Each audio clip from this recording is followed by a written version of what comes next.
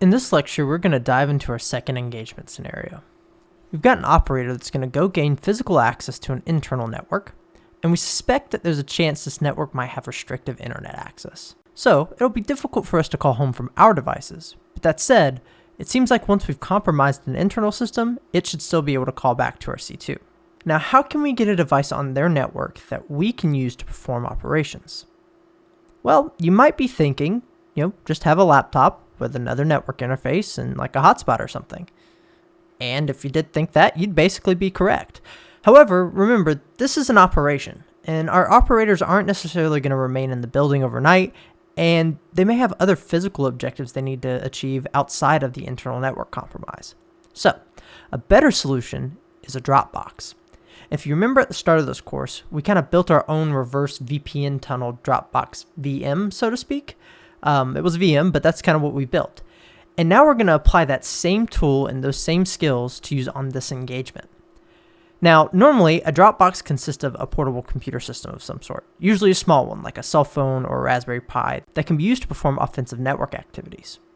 In our case, we're using a VM, but normally you could tether something like the Raspberry Pi or a Rock64 board to a wireless interface or some kind of cellular connection. So basically, you'd have a small tiny computer strapped to a cell phone or something like that. And then you'd plug that into the network jack at the physical location in the office, hopefully on the network that you're trying to access. And from there, you kind of try to hide your device in a wall or something like that, maybe on the server rack if that's where you are. It just kind of depends where your network entry point is, but that's the general concept, right? And from there, that should give us access to the internal network and give our device internet via that cellular connection. From there, it's just a matter of being able to remotely access the device. That's where the reverse VPN tunneling concept comes in. Obviously, in our example, we're using a VM instead of a physical box, but the same principles still apply. So again, the idea is that our device will connect to the VPN server that we control, and from there we can just actually SSH right into it and start attacking the network remotely, just like we did in our example from earlier. So let's get all that set up. As you see here, I've modified the Vagrant config with this one line to add a public network interface. By default, the NAT interface works perfectly fine for basic internet access and using the VM, but we want to add this interface because this is going to help us simulate me plugging into a physical network. In fact, I actually have a physical wire going into my laptop that I'm mapping this to that is plugged into my target's environment.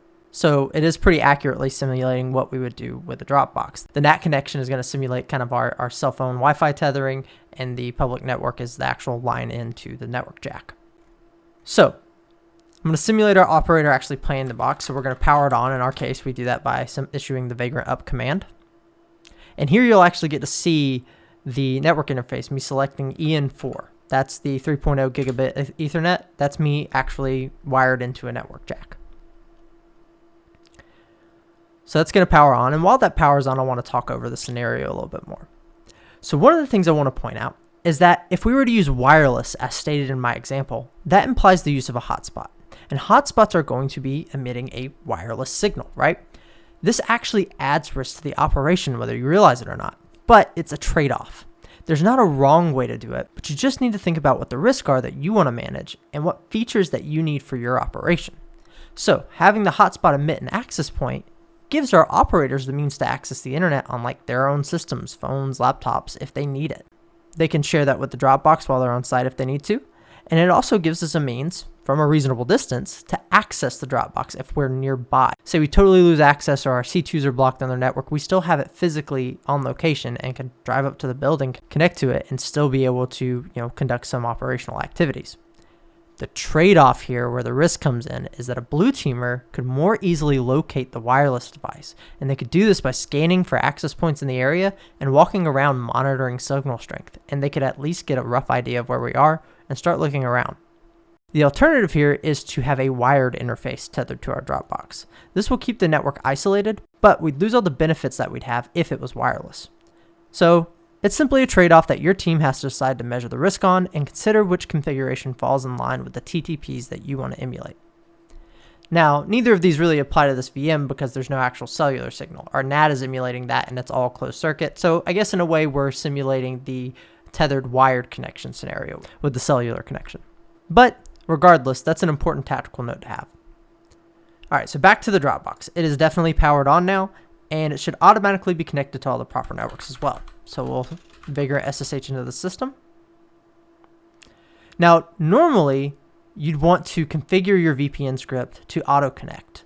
You could do this either via like a systemctl service or cron drop, whatever have you, but just some kind of basic bash script that's going to automatically connect your device to the VPN once it's fully booted up. That way, your operator can just literally plug in the device, connect it to the network, and then move on to their next objective.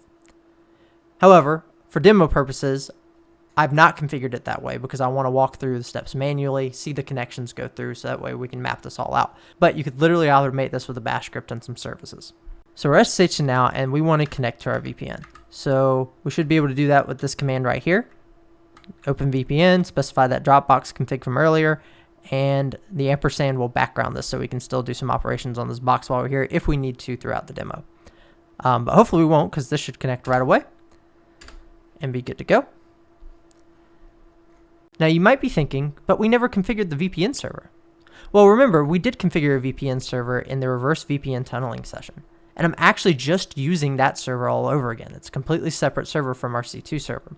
So you feel free to do the same thing. Reuse that code or even completely reuse that setup from before if you still have it around. If you don't and you don't have the code and you need to rebuild it, of course the references for all this are all within the course material. You'll be able to easily access this code and rebuild it. It's simply the base VPN Terraform and then follow the steps to set up PyVPN. So now with that said, we do have our VPN server up and we can just shift back over here and use PyVPN to check and see what clients are connected. Looks like our Dropbox is successfully connected. So now we can just SSH into it and start hacking.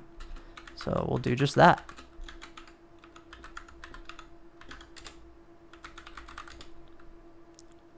Awesome. So we're in and we're ready to go. Now, this system is pre-configured with a few other tools. We're going to be targeting a Windows system that we've identified during some external reconnaissance. And I'm actually going to skip the recon here. This is just kind of for the scenario and the storytelling. So for the sake of time, we are going to be pretending that we did some passive recon, something with NetDiscover and Wireshark, maybe identified a few potential Windows systems with SMB, and now I've got one here that I want to target. Now we've got some pretty good intel based on some external discoveries that this network may have poor password policies, and we have a pretty good idea what the user's password might be for the target that we're going after. Our intel tells us that often users' default passwords when they're set up by the admin are the user's name followed by 2 hash or pound symbols.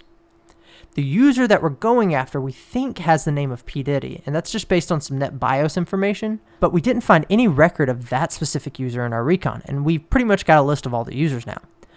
So we're thinking this may be the domain admin, like the default administrator account. If that's the case, we're going to try administrator as the user, but still keep the P. Diddy prefix of the password to see if it's still the default based on the information we know. So we're going to try that and see if this user has a weak password or not.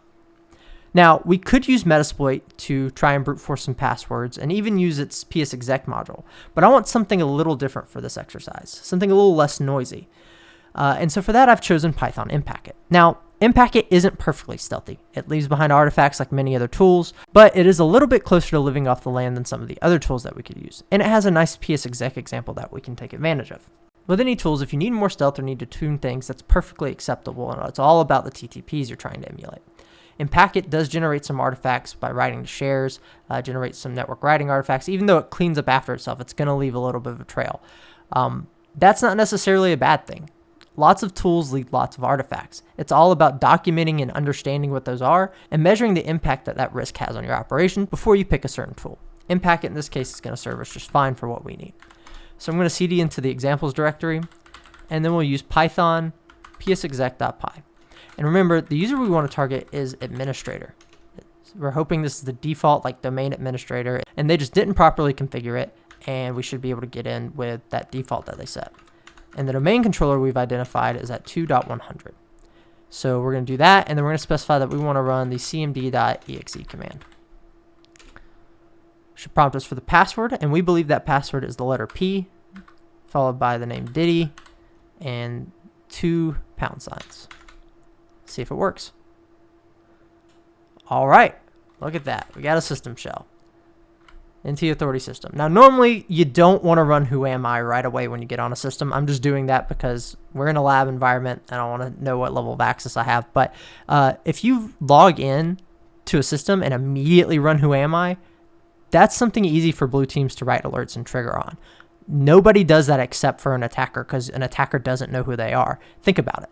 If I'm a system administrator, if I am the legitimate domain admin and I log into a system, I know I'm domain admin. I'm not going to check my permissions. I probably wouldn't check my permissions unless something is giving me a permission error that I'm working on, and there'd be a clear trace of that. So if there's a login event immediately followed by like an ID or who am I, that's a pretty good trigger. And if you're a defender out there watching this course and you don't have that rule in your environment, here's your tip. Put that rule in. It's a really good trigger to catch people who aren't paying attention to their OPSEC. So we have a shell now. You know what that means? It means we've completed phase 1. We got in. Now we need to stay in. So that's going to conclude this lecture. And in the next one, we will begin executing phase 2.